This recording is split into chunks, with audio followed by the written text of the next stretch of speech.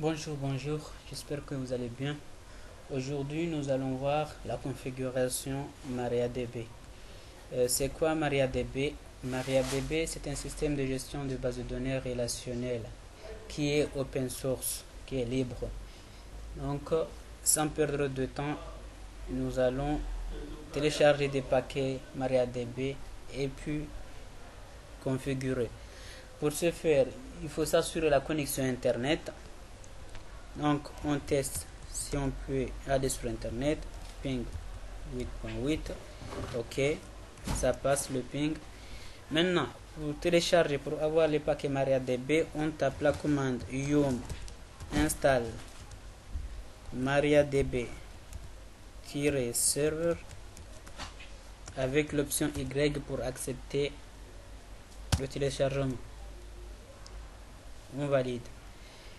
Mais vu que j'ai déjà installé le paquet MariaDB, les paquets ne sont pas installés parce que je les ai déjà les paquets. Donc, mais vous verrez des téléchargements de paquets. Donc, sans perdre de temps, qu'est-ce que nous allons faire? Nous allons renvoyer, nous allons faire retourner notre carte vers VMnet 0.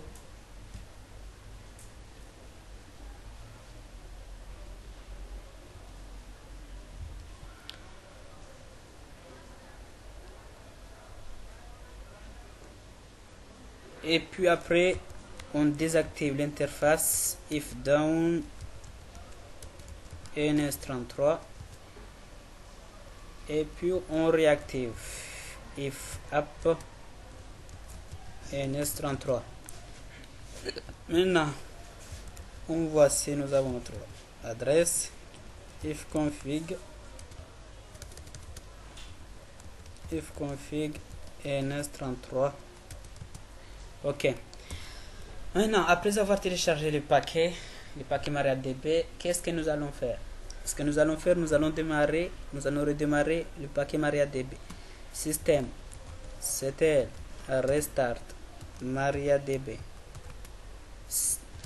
On redémarre le paquet MariaDB. Ça prend du temps. Pourquoi ça prend du temps?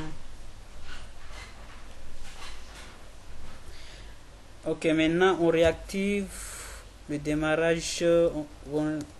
Maintenant on va activer le MariaDB au démarrage du système. Système ctl enable MariaDB. OK, on va voir le statut. Système ctl status MariaDB.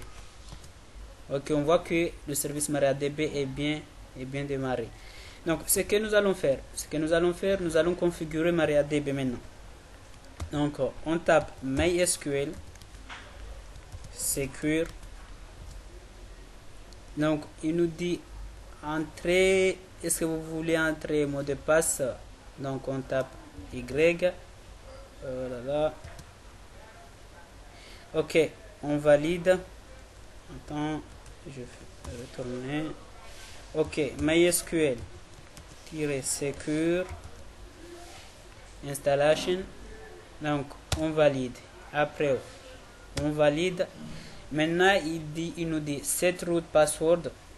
Donc, on tape Y pour mettre un mot de passe. OK, maintenant, on va mettre notre propre mot de passe. Par exemple, on va mettre le mot de passe passé, on confirme. Donc on peut taper Y, on peut accepter ou refuser. OK, maintenant on va redémarrer toujours le service MariaDB. Système ctl restart MariaDB.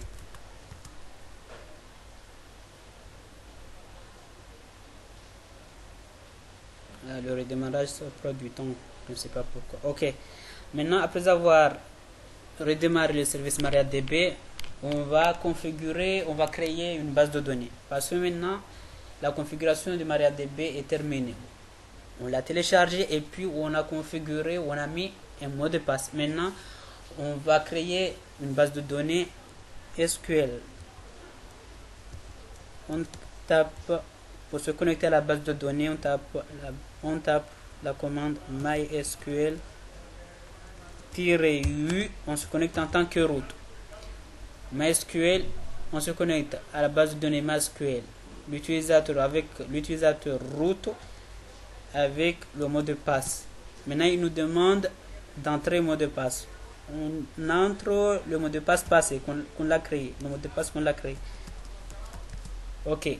Maintenant, on se voit que nous sommes sur la base de données MariaDB. Maintenant, on peut créer notre base de données. Par exemple, create database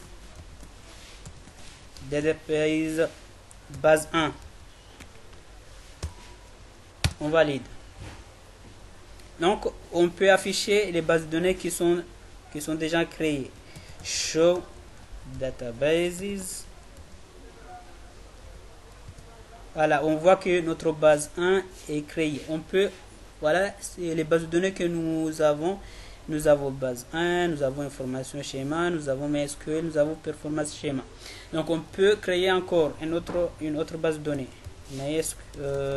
Create databases base 2. Il nous dit create, ok. J'ai mal tapé la commande create database base 2. Donc on veut afficher les bases de données qui sont déjà créées. On tape la commande show databases. Mais moi je rappelle la commande show databases. On voit que notre base 2 est ici. Maintenant, on peut aller sur la base 1 pour créer une table. Pour aller à la base 1, pour créer une table, on tape la commande use base 1. Si je me rappelle bien. Ok, maintenant vous voyez que la base de données est changée. Donc on peut créer maintenant une table.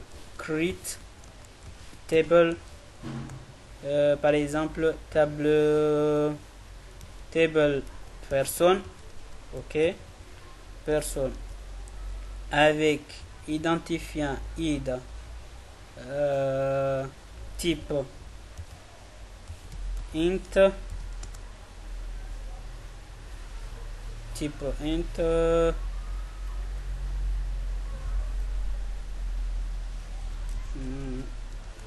int auto increment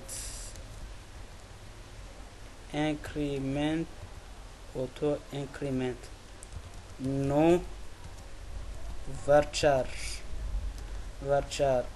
avec une taille de 50 caractères. Ici on dit que notre ID sera de taille 5. Voilà, on valide. Il nous dit you have an error USQL. Nous avons une erreur de syntaxe. Comment si je me rappelle bien,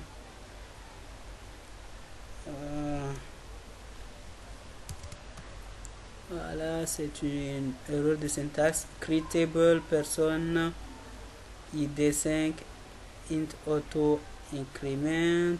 Ok, ici c'est l'auto increment. J'ai mal tapé auto increment. Je pense que maintenant ça va y aller.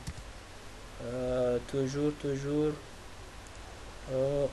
Ok, c'est pas de souci. On peut aller sur internet pour voir, parce que c'est un problème SQL. Créer sql.sh pour voir. Ça peut arriver, hein. SQL ici create pour voir.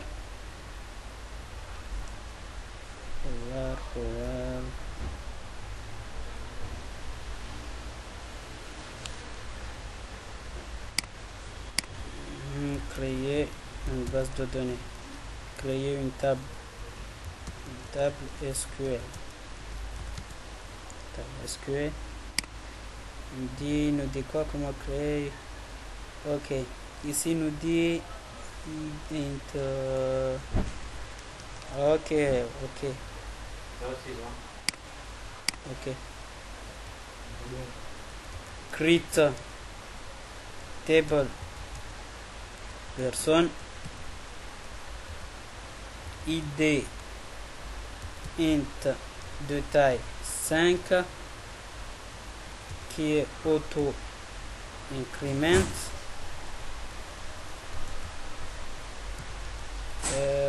avec un nom qui sera varchar de taille 50 et puis on valide. Syntaxe there can be only autocolumn, c'est probable auto increment pour voir.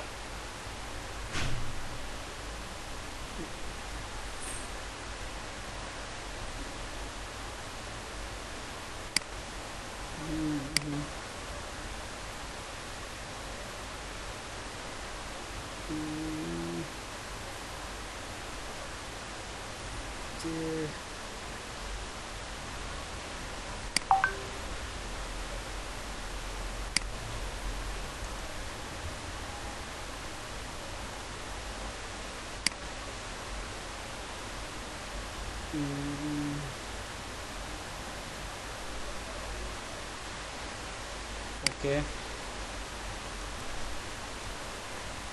Ah, je suis sorti. SQL passé. Use class 1. Create table personne.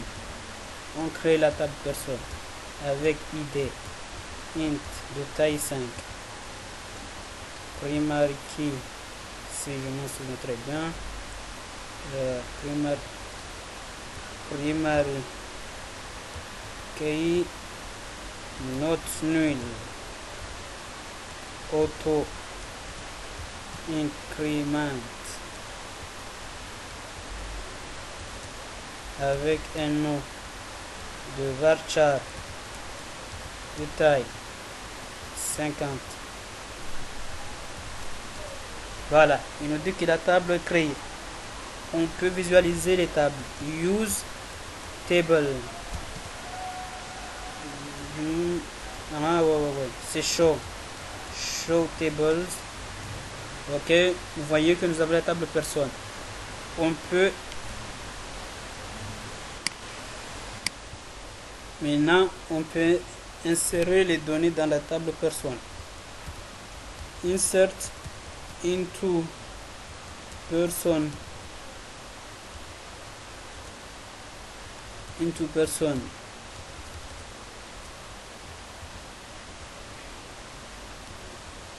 no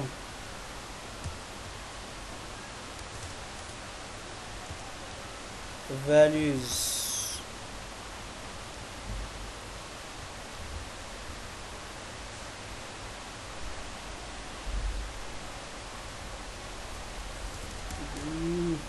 comment on va faire. Insert into person